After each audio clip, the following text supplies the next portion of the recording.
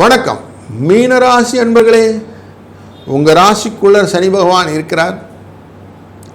சனி பகவானின் 4ஆம் இடமான அந்த மீனராசியிலிருந்து 4ஆம் இடமான மிதுன ராசிக்குள்ள சூரியனும் குருவும் இருக்கக்கூடிய சூழ்நிலை. இந்த சூரியனானவர் 5ஆம் இடமான கடகராசிக்குள்ளே போகக்கூடிய கடகாயனம் என்ற கடக பிரயாசம் தட்சிணாயன புண்ணிய காலம் இந்த வாரத்தில் இருக்குது. 5ஆம் இடத்துல குழந்தைகள் ஸ்தானம், யூக வணிகம், வித்தை அப்படிங்கிற இடத்துக்கு சூரியன் போகிறார். நார்மலாக அந்த இடத்துக்கு போனாக்க நல்லது நடக்குமா அப்படின்னாக்க 6 5 இருந்தால் நல்லது, அதனால் நல்லது வரும். ஆனாலும் 5ஆம் இடம்ங்கிறது எப்படி இருக்குன்னா மனதிலே குழப்பங்கள், வியாதிகள் இதெல்லாம் கொடுக்கும்.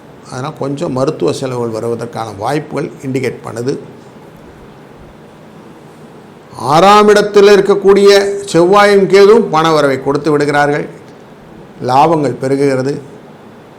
ஆனாலும் சிநேக விரோதங்கள் கொடுக்கக்கூடியதாக குரு இருப்பதனால கொஞ்சம் எச்சரிக்கையாக இருக்க வேண்டிய நாட்களாக இருக்கிறது. சுக்கிர பகவான் 4ஆம் இடத்தில் அமர்வதனாலே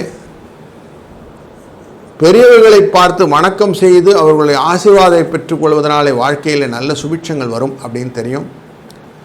இந்த வார தொடக்கத்திலேயே சங்கடகர சதுர்த்தி இருக்கிறதுனாலே பிள்ளையார் வழிபாடு, காலையில் குளித்து எழுந்துட்டு போய் பிள்ளையாரை விட்டு அருகம்புள்ளை சாத்தி விட்டு வாருங்கள். ஒரு நெய் விளக்கை போட்டுட்டு ஒரு 11 சுற்றி நமஸ்காரத்தை பண்ணிவிட்டு வந்துட்டு சாயங்கால வேலையில் பிள்ளையாரை பார்த்து அபிஷேக ஆராதனைகள்லாம் பார்த்து அந்த சங்கடகர சதுர்த்தியை விரதத்தை முடித்து கொள்ளும்போது உங்கள் வாழ்க்கையிலே கடன் என்ற பிரச்சனை தீர ஆரம்பிக்கும். அதுபோல் காலாஷ்டமி அன்று பைரவரை வழிபடுவது, வெற்றிலை மாலை அப்படின்னு போட்டு சுவாமியை வழிபடும் போது உங்களுடைய வாழ்க்கையிலே பிரகாசங்கள் ஒளிக்கும். இப்படி நல்லதே நடக்கக்கூடிய சூழ்நிலை இந்த வாரம் அமைத்து கொடுக்கட்டும். வாழ்க வளத்துடன்.